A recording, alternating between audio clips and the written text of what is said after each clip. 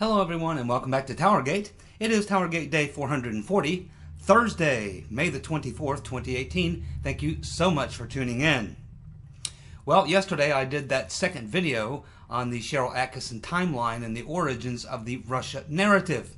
And I forgot to put up the link. I'm very sorry. I did go back and give a couple people that asked about it in the comments section. I went ahead and put the link in there for them. But I'll do it for all of you. So in today's video, if you'll just look there right at the description, you'll see the link there to the timeline from the Sharyl Attkisson story. So I will get it in there for you today so you can go look at it. It's a pretty lengthy read. It took me about an hour. Of course, I was kind of doing focused reading on it, but it takes a while to scroll down through there. It took me about an hour to scroll down through the entire thing. But it's well worth it. A lot of information there. So I'll put the link for you there. My apologies for forgetting to do it on the video, but it'll be there for you now. So let's see here. Now, you know the two most popular days for the government to release things that they don't want us to know about? The two most popular days are Memorial Day and Labor Day. That's the two most popular days for the government to release things that they really don't want us to see. So they may release that IG report sometime, maybe Saturday or Sunday, this coming Saturday or Sunday, because it is a Memorial Day weekend.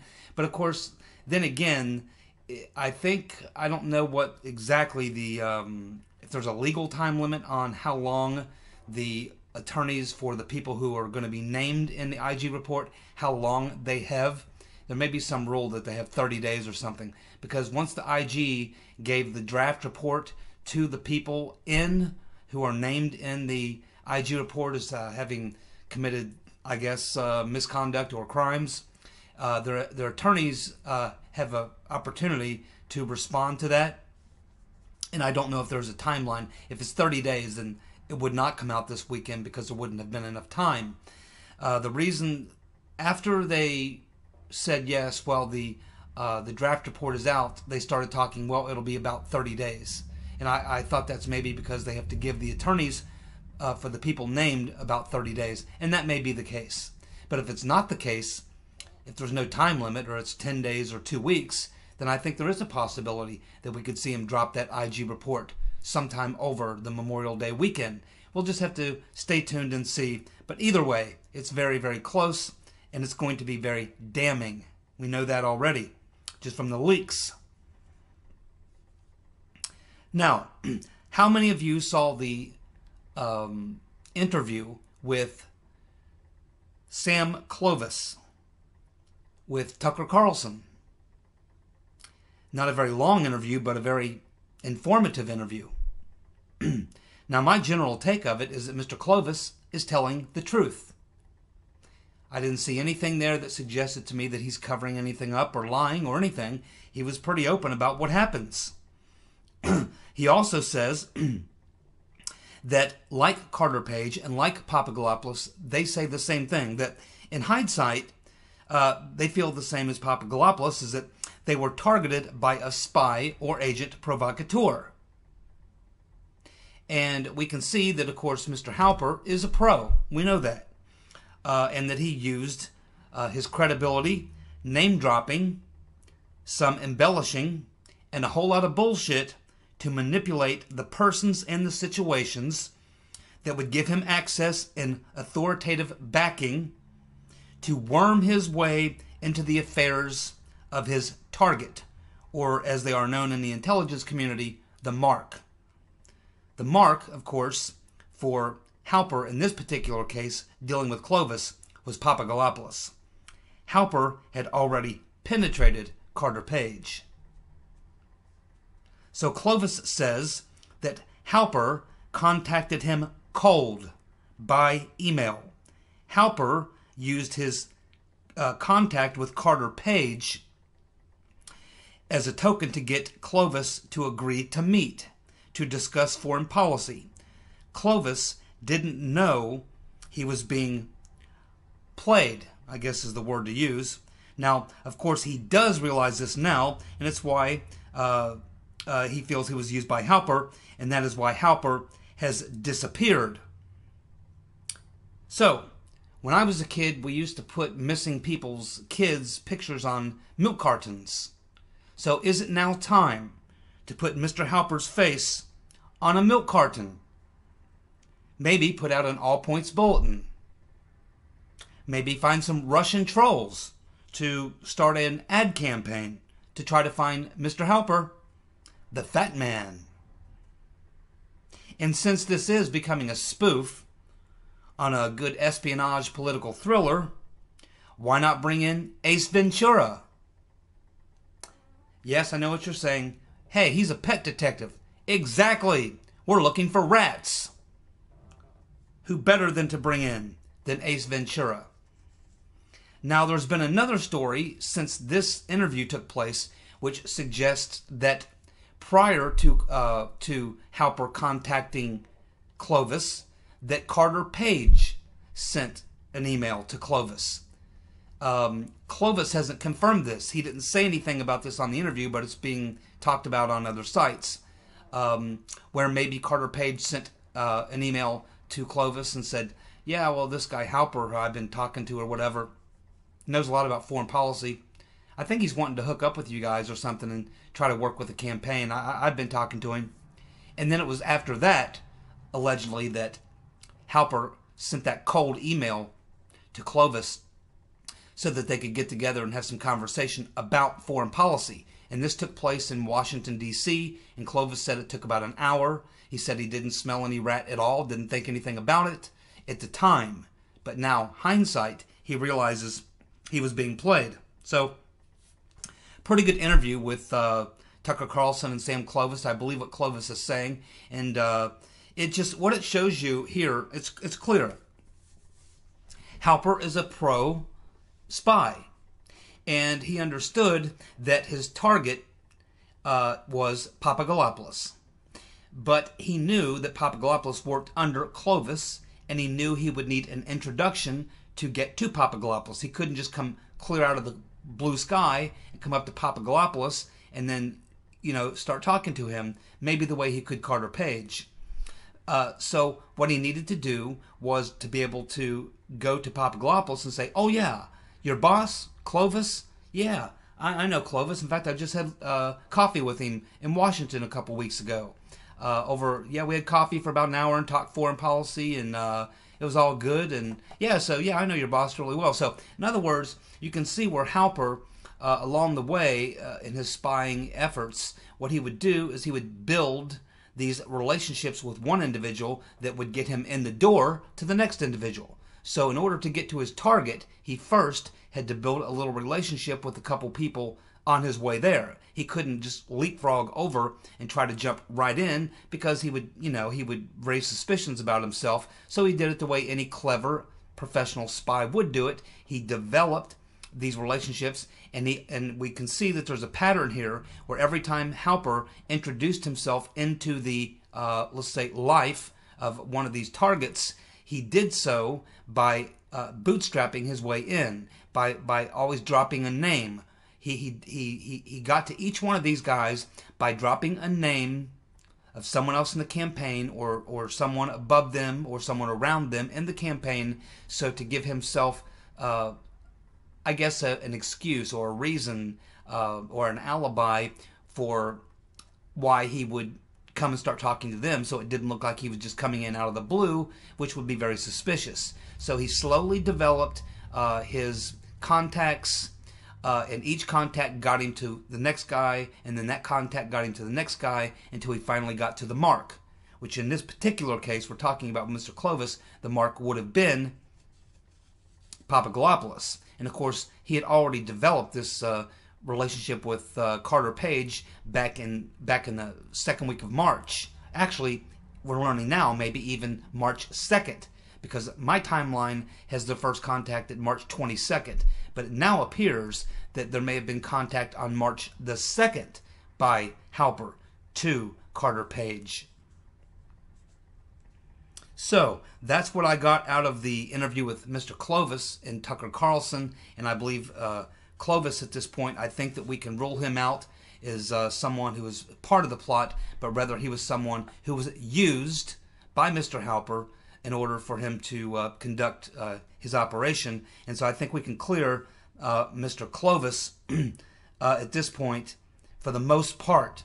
He could be fooling us, and we'll learn more later. But at this point, my gut instinct is that Mr. Clovis was telling the truth. And I think we can kind of mark him off on the category of being not part of the plot, but rather someone who, again, was used in the plot. Now we have Michael Caputo, who's done a couple interviews in the last few days that are kind of extraordinary, things he's saying. Keep in mind, he is represented, his attorney is Victoria Tensing, and she's pretty smart. She briefs her clients pretty well before they go out and do media, and so it's kind of surprising. He came out and did a couple media things, Fox News, then two different Fox News programs. Then he comes out and says, well, there was a misunderstanding with this intermediary. But regardless of where all that is, his contention is still that he was approached by someone in the month of May, and he was approached later after that, but he was approached 2 times, he says, by an intermediary who claimed to be representing someone from the NSA. Now, I don't know if it was the NSA. It may have been NSA-OANN or something like that. But either way, whoever he was from, this intermediary, of course, told Caputo, essentially what Caputo is saying is that this individual came to him, and this intermediary, and offered him Hillary Clinton hacked emails or Hillary Clinton emails to see if he would be interested in Hillary Clinton emails coming from an agency of the government, being leaked to him from an agency of the government, which he said he declined because he thought, well, it's probably classified information, probably illegal. I don't want to get involved in any of that. No, you can keep those emails. I'm not interested. But apparently they came back and approached him again later. He also says that this intermediary can identify the government source and that he is also willing to come forward. So we will have to see what's going to happen there. But it makes me wonder when you see the way that Mr. Halper, the fat man, Stephen Halper, the spy or agent provocateur, whatever you want to call him, informant, whatever you want to call him, we can see the way that he was playing Clovis and Carter Page and Papadopoulos and all these other people. And it makes me wonder if maybe Mr. Halper was also playing and manipulating Mr. Milian, or Mr. Epstein, or Mr. Misfid. And it appears he may have been working with his old pal, Down the Hatch Downer. It makes you wonder at this point, because we really don't see anything. We don't see any leaked documents. We don't see any released documents by the IG. We don't see anything from Uncle Bob's investigation that seems to want to tell us very much more than what we've known for months and months and months, literally over a year, about Milian and about Misfid, or about Mr. Epstein, which also was a contact that Papadopoulos had reached out to. And you wonder who put him up to that. So there's a lot more to learn here about what Mr. Halper was doing, and that's why he's gone underground. Because I have reason to believe now, when we look at the way that Halper was developing all these people, you have to wonder if he was also developing, because he had contact with all these people, if he was also developing Milian and Misfid and Epstein and these guys. And whether or not he may have even been involved in manipulation that went on to set up the Trump Tower meeting. I'm getting the feeling that Mr. Halper was a lot more involved than what we know. And what we know already is quite a bit. I think we are going to learn more about that in the future. Okay, let's see. Charles Grassley. He wants all these Strzok and Page texts, and he wants them redacted. He sent a letter today to Rodenstein to alert him to that fact. Yeah, I'm really surprised that they haven't asked for the redacted. I assume that I know we got redacted versions, but I assume that Grassley's committee, his investigators, and Nunes's committee, and Bob Goodlatte's committee, I assumed that they'd already gone to a SCIF and gotten unredacted, or that they at least maybe had specific things that we saw in redaction. I assumed that they had already gone and gotten unredacted stuff, but apparently not, because now we have Grassley wanting those unredacted page and struct texts. Man, what took them so long? Maybe Nunes has got them. I don't know. Maybe that's one of the things they want. Well, Donald Trump has introduced a new term, SpyGate. He first said it in his briefing this morning to the press, and then he came out later and tweeted that. So it looks like he's trying to start a new meme, and that would be SpyGate. Works for me. Of course, that meeting is now scheduled for tomorrow between Nunes, Gowdy, no shit Sherlock Christopher Wray, the FBI director, his number 2 man, which is Mr. O'Callahan. Dan Coates will be present, who's the DNI, and of course they're going to be meeting about getting access to documents. Now, we know that in the previous meeting, Trump basically told Rodenstein and Sessions, hey, I want you cooperating with these committees. I want you to come off them documents. So now they've been issued a presidential directive, if not a direct order, to come off them documents. Be very interesting to see if they actually do it. I'll believe it when I see it. I would not be surprised that what they do is show up with documents but don't actually turn them over. But what they actually do is refer to them and answer questions. So providing documents and providing answers to questions is 2 different things. We will see which of those 2 things they get, if either, and whether or not that meeting that Trump had with them had any effect. Hopefully it did. If it doesn't, then Trump should just declassify it all. Say, okay, the hell with you guys. I tried to work with you. I've tried to do it the right way, but you continue to play this game. Screw it. I'm declassifying everything because it really didn't have anything to do with terrorism or espionage or any of these other things. It was just a good old-fashioned political opposition campaign run against the opposition candidate. It's just that in this particular case, in 2016, it wasn't outside contractors. It was outside contractors getting inside access by the FBI, the DOJ, possibly the intelligence community. It also involved all of these agencies, including the State Department. Now we know the Department of Defense because they were the ones paying Halper. It involved the entire damn government complex of the Obama administration, all the way up to Obama himself. And we know that because of Lisa Page and the text to Strzok where she said, I'm heading over, preparing for this meeting at the White House. The president wants to know everything. And then another text where she said, this is all being run out of the White House. Plenty of evidence. We also had the meeting, which we know occurred between Obama's chief of staff and Comey or McCabe. Yeah, Comey and McCabe and a couple and the intel heads, and they were discussing the investigation. So there's overwhelming evidence that the Obama administration was up to their eyeballs in this, if not directing it.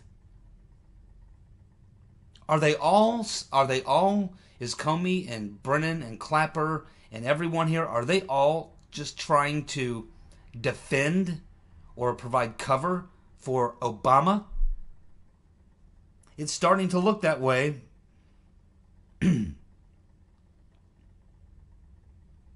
Uncle Bob, the executioner, filed a notice in federal court for the pre-sentencing of Papadopoulos. The report will say that Mueller is done using Papadopoulos as a cooperating witness. His sentence could be anywhere from 0 to 6 months. My guess is he's not going to serve a single minute because of his cooperation.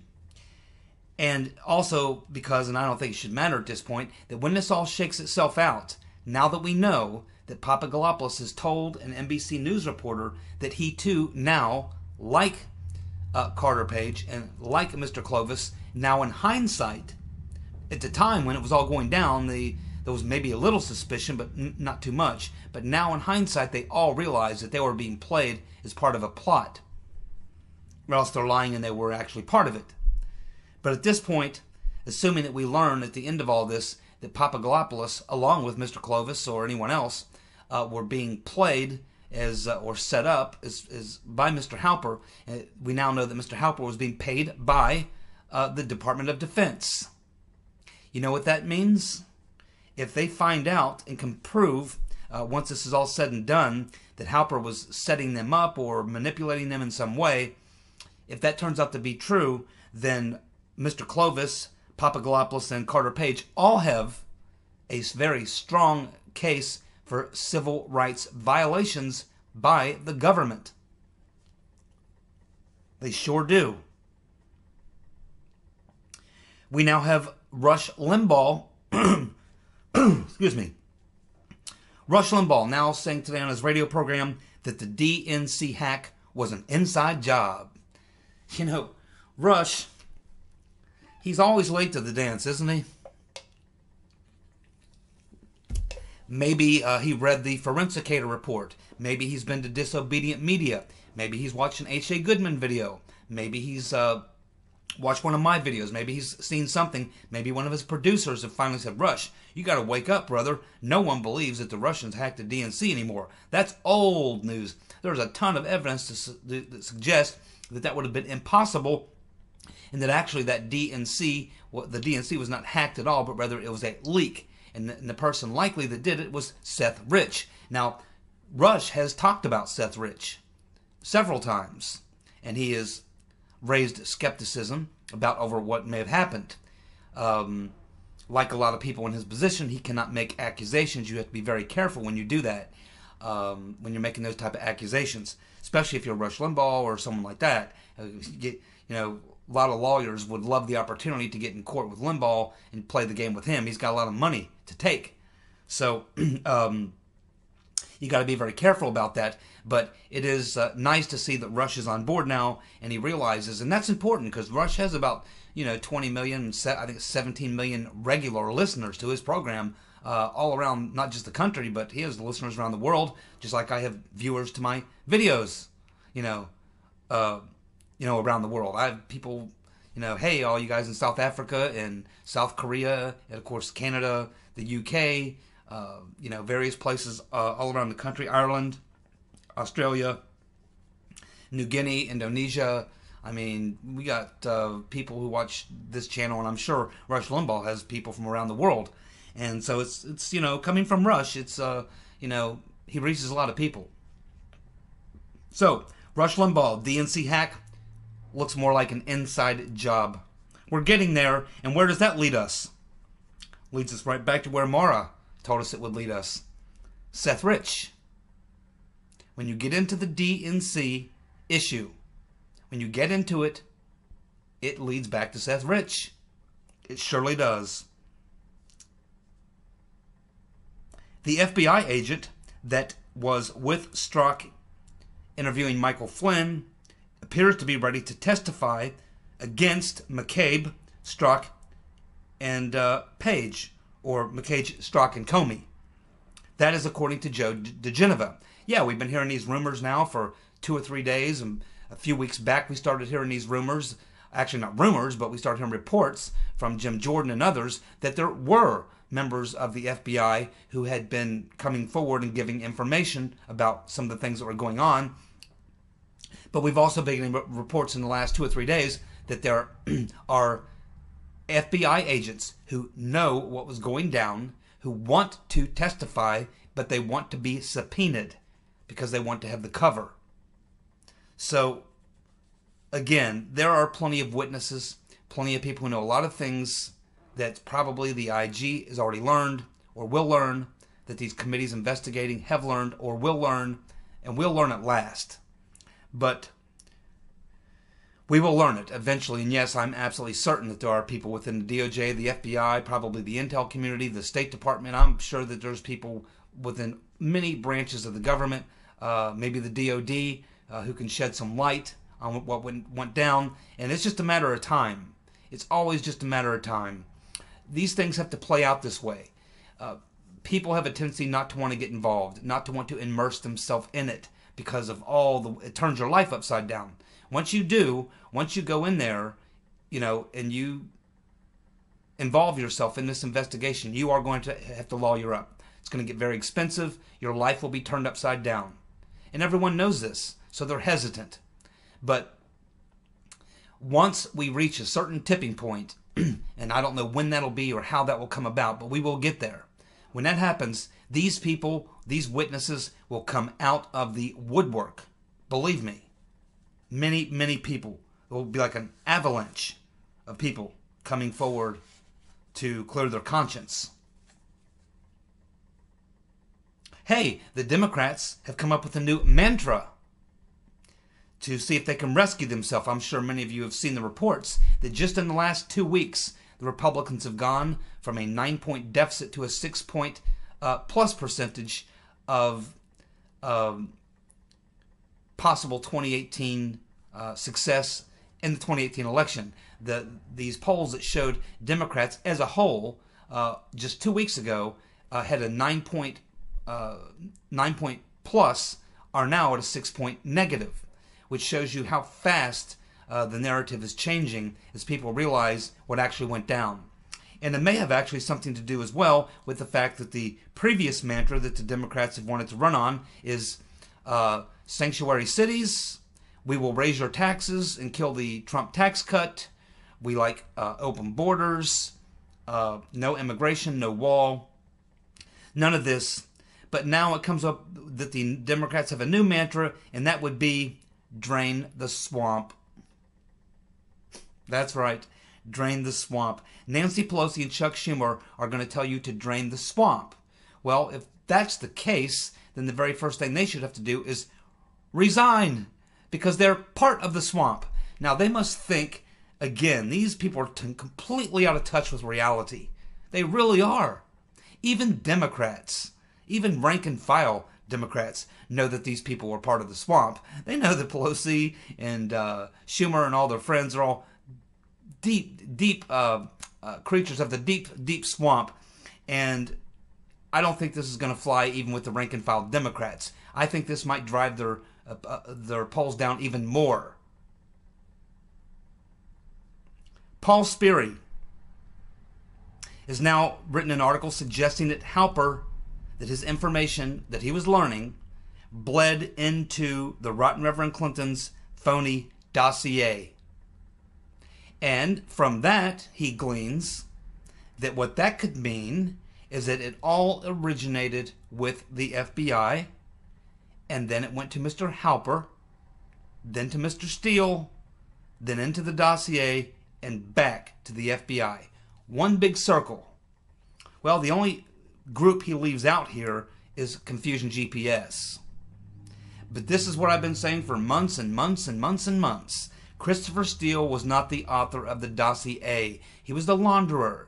His only purpose really was to provide legitimacy, to be able to put his credentials, his name on the document so that it would have credibility. They wanted his credentials, and that's all. We know from his deposition that he says he never ever met with any of the sources of the dossier, that he never verified anything in the dossier, that it was all raw intelligence. He said that he got his information from collectors who got it from intermediaries, and the intermediaries are the ones who dealt directly with the sources, whom Christopher Steele never met any.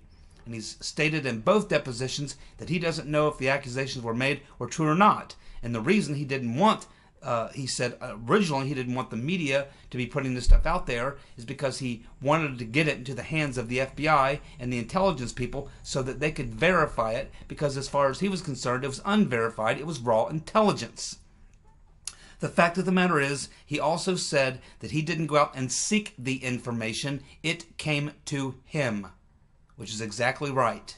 The point I've been making for a very long time, Christopher Steele was not the author of the dossier. The dossier was cooked up with Confusion GPS, the Rotten Reverend Clinton, and some of her goons, Sidney Blumenthal, Cody Shearer, and those people, along with probably Bruce and Nellie Orr, working on the inside, and they were the conduit into the FBI. They created this garbage, and then they used Mr. Halper to spread it, which found its way to Mr. Steele, back into the dossier, and directly into the FBI from both sources. Christopher Steele going directly to the FBI, Confusion GPS, of course, internally getting it to the FBI, and then, of course, the State Department involved as well in that mix. So you can see that this was really cooked up as an inside job on the inside, and then they spread it around. They just put it through the cycle so that they could make it look like it was coming from outside sources, from Russians, from intermediaries, from all these people, and then back to Steele. But I'm telling you, when we get to the bottom of this thing, they're all going to learn exactly what Paul Sperry is starting to realize, which I told you a year ago, was that this thing was cooked up as this was home cooking, cooked up on the inside, but they knew they couldn't go directly from the inside. The FBI couldn't cook up the story themselves and then use the story they cooked up, working with their assets. They had to actually expand it. They had to send it out to other people and have it come right back home. That's what happened. Paul Sperry is catching on. We'll continue to follow Paul Sperry as he continues to work through this and find the evidence to prove what I've known for a long time and what I suspect a lot of people know. And if it is proven that this is true, especially if they can prove that anything that Halper came up with ended up in the dossier or ended up in the possession of Christopher Steele or ended up in one of his memos, there goes the excuse that they were doing all this to help Trump, which nobody believes anyway. But that'll kill that dog right on the spot. Oh, Lordy. It looks like the dishonorable James Comey is now back on social media after about a 9-day or 8-day hiatus. And now he is coming out and saying that the spies are regulated and normal. Really? Well, that's good, James, because if it's regulated and normal, what he's telling us is that it was official, and that means Mr. Halper was official, which means the documents will be there to show when they activated him, how and when they paid him. We already know a lot about that. Why did they use the DOD to pay him? When did he go to work for them? The whole file.